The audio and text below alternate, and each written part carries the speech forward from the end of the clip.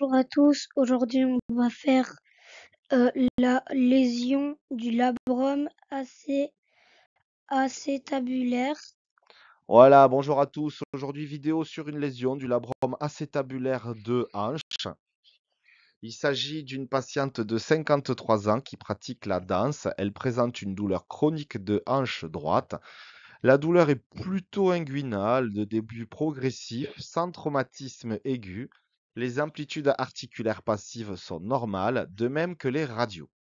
On effectue dans un premier temps une échographie avec une coupe sagittale de hanche qui recherche un épanchement intra-articulaire, une coupe classique que vous connaissez tous, avec ici notre tête fémorale, notre col anatomique, le muscle psoas, et ici la visualisation de la capsule articulaire. Est-ce qu'on retrouve un épanchement de hanche ou pas? Oui. Non, non, il n'y avait pas d'épanchement intra-articulaire, puisque ici, on a une absence d'épaississement de notre capsule. Le seuil de positivité est aux alentours de 8 mm.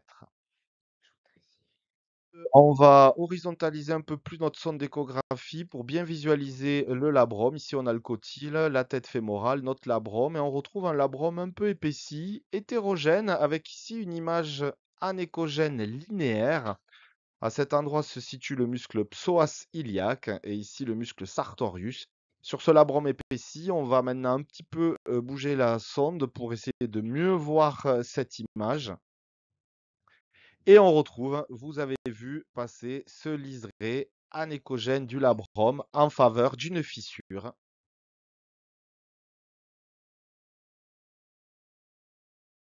Effectue maintenant une échographie comparative en comparant le côté droit atteint au côté gauche sain, sans douleur.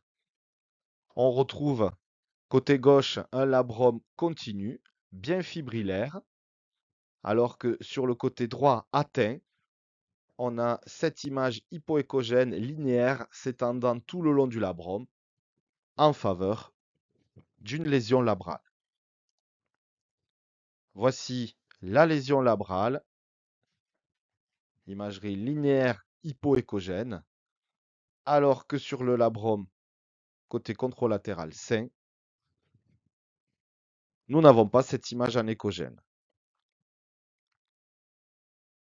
Voici donc en résumé cette lésion du labrum côté droit par rapport au côté gauche sain.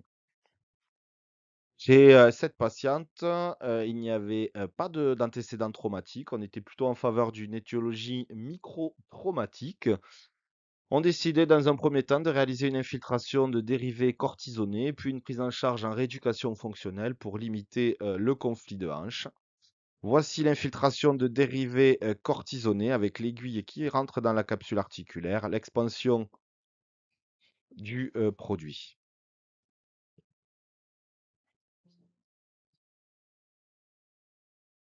Concernant les généralités sur les lésions du labrum, on retrouve fréquemment des douleurs inguinales intermittentes sans véritable début.